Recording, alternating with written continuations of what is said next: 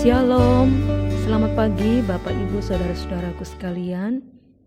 Puji Tuhan, pada pagi hari ini kita kembali dapat menikmati berkat-berkat kemurahan Tuhan, sehingga kita dapat kembali bersama-sama mendengarkan suara Tuhan melalui firman-Nya. Pada pagi hari ini firman Tuhan saya berikan tema menguasai diri. Mengapa kita harus menguasai diri kita? Mari kita buka beberapa ayat di dalam firman Tuhan. Yang pertama di dalam Amsal 25 ayat yang ke-28. Amsal 25 ayat 28, firman Tuhan berkata, orang yang tak dapat mengendalikan diri adalah seperti kota yang roboh temboknya. Di dalam terjemahan Alkitab FAYH, ayat ini ditulis demikian. Orang yang tidak dapat menguasai diri sama tidak berdayanya seperti kota yang sudah roboh tembok-temboknya. Bapak Ibu Saudara sekalian, kota-kota di daerah Timur Tengah pada waktu itu pada umumnya dikelilingi oleh tembok-tembok yang sangat tebal untuk melindungi penduduk kota tersebut dari segala macam musuh. Apabila tembok sebuah kota roboh, maka semua yang ada di dalam kota tersebut ada dalam keadaan yang berbahaya. Kita ingat ketika bangsa Israel sudah sampai di depan kota Yeriko, Tuhan telah berfirman bahwa kota itu juga akan menjadi milik mereka. Namun mereka diperhadapkan dengan tembok kota tersebut yang sangat besar dan sangat mustahil bagi mereka untuk dapat masuk dan menduduki kota Yeriko. Namun Tuhan berfirman mereka harus dapat merobohkan tembok tersebut. Caranya dengan mereka taat mengelilingi tembok tersebut selama 7 hari berturut-turut. Dan ketika mereka telah mengelilingi tembok kota itu, pada hari ke-7 tembok Yeriko itu roboh sehingga mereka dapat dengan mudah masuk, menyerang penduduk kota tersebut, bahkan menduduki kota tersebut. Kita perhatikan di sini, ketika sebuah kota roboh temboknya, artinya kota itu dan semua penduduknya ada dalam keadaan yang tidak aman atau berbahaya. Firman Tuhan berkata pagi hari ini, orang yang tidak dapat mengendalikan diri atau orang yang tidak dapat menguasai dirinya sama seperti kota yang roboh temboknya, artinya orang itu dalam keadaan yang berbahaya. Itu sebabnya sebagai anak-anak Tuhan kita harus memiliki buah roh penguasaan diri ini.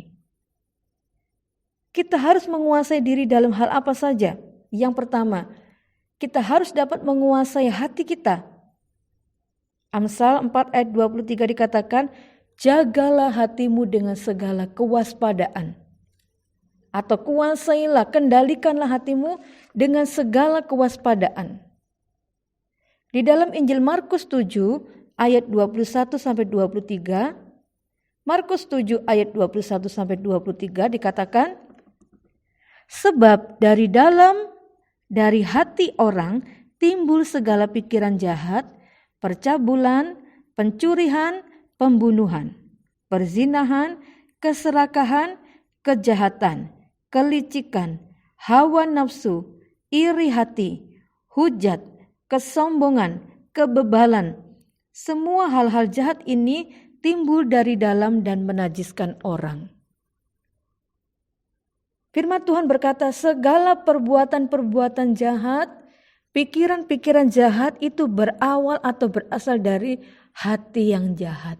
Atau hati yang tidak dikendalikan, hati yang tidak memiliki penguasaan diri. Kita melihat di dalam Alkitab ada banyak sekali contoh orang-orang yang tidak dapat menguasai dirinya. Kita lihat contoh yang pertama di dalam 1 Samuel pasal yang ke-18. Ayat 7 sampai ayat yang ke-9. 1 Samuel 18 ayat 7 sampai 9. Dan perempuan yang menari-nari itu menyanyi berbalas-balasan katanya, Saul mengalahkan beribu-ribu musuh, tetapi Daud berlaksa-laksa. Lalu bangkitlah amarah Saul dengan sangat, dan perkataan itu menyebalkan hatinya, sebab pikirnya kepada Daud diperhitungkan mereka berlaksa-laksa, tetapi kepadaku diperhitungkannya beribu-ribu. Akhir-akhirnya jabatan raja itu pun jatuh kepadanya. Sejak hari itu, maka Saul selalu mendengki Daud. Firman Tuhan berkata, sejak saat itu, hati Saul selalu dikuasai oleh kedengkian, oleh iri hati. Dia bukan menguasai hatinya untuk menjadi benar, tetapi dia mengizinkan iri hati, rasa dengki, kejahatan itu yang menguasai hatinya. Sehingga hasilnya apa? Dia selalu merencanakan di dalam pikirannya untuk membunuh Daud. Menghasilkan apa lagi? Menghasilkan perbuatan yang membuat dia terus-menerus mengejar-ngejar Daud, berusaha membunuh Daud. Kita tahu dari firman Tuhan sampai akhir hidup Saul, dia tidak pernah berhasil membunuh Daud. Justru Saul sendiri mati dengan cara yang tidak wajar. Dia menjatuhkan dirinya di atas pedang atau dia bunuh diri. Ini contoh yang pertama, orang yang tidak dapat atau tidak mau mengendalikan dirinya, tidak mau menguasai hatinya. Contoh yang kedua, di dalam Ibrani pasal 12 ayat 16 dan 17, Ibrani 12 ayat 16 dan 17, janganlah ada orang yang menjadi cabul atau yang mempunyai nafsu yang rendah seperti Esau yang menjual hak kesulungannya untuk sepiring makanan. Sebab kamu tahu bahwa kemudian ketika ia hendak menerima berkat itu, ia ditolak. Sebab ia tidak beroleh kesempatan untuk memperbaiki kesalahannya, sekalipun ia mencarinya dengan mencucurkan air mata. Esau, dia adalah anak sulung. Anak sulung di zaman perjanjian lama itu memiliki berkat yang khusus, yaitu berkat kesulungan. Tetapi Esau suatu kali dia dengan mudahnya atau dengan gampangnya, dia menjual hak kesulungan itu atau berkat kesulungan itu kepada Yakub hanya karena dia tidak dapat mengendalikan rasa laparnya, dia tidak dapat mengendalikan keinginannya untuk makan masakan yang dimiliki oleh Yakub, yaitu sup kacang merah. Dia dengan mudah menjual hak kesulungannya demi dia bisa makan semangkuk sup kacang merah pada waktu itu. Pada akhirnya apa? Ketika berkat itu diberikan kepada Yakub, Esau menangis. Esau meminta, dia berharap berkat yang sama juga diberikan kepada dia, tetapi itu tidak pernah dia dapatkan. Firman Tuhan katakan, Esau sekalipun dia mencari, dia minta sampai mencucurkan air mata, berkat itu tidak pernah menjadi miliknya. Inilah beberapa contoh di mana orang-orang yang tidak dapat mengendalikan dirinya dari hal-hal yang tidak baik, pada akhirnya orang-orang itu menyesal. Ya, akibat yang diterima atau hal-hal yang dia harus terima membuat dia menyesal, membuat mereka menyesal, bahkan menderita.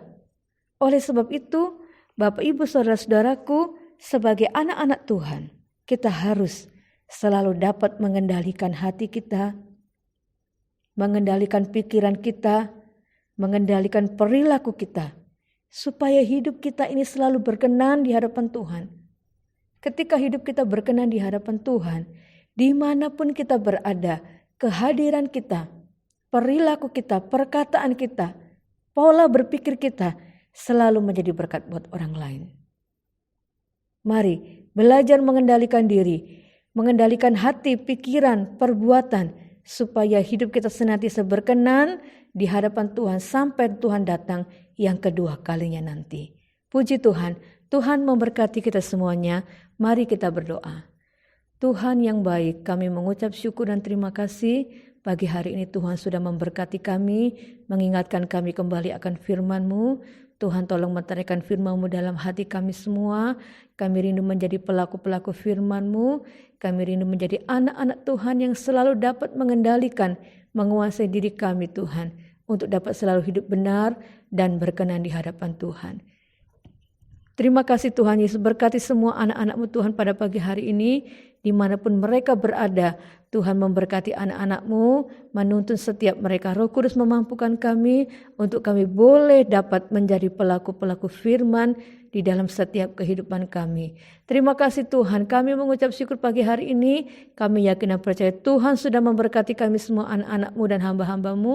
Kami terima segala berkat Tuhan dengan bersyukur dan percaya hanya di dalam nama Tuhan Yesus Kristus. Haleluya.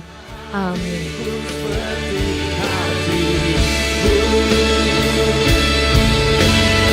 Kudus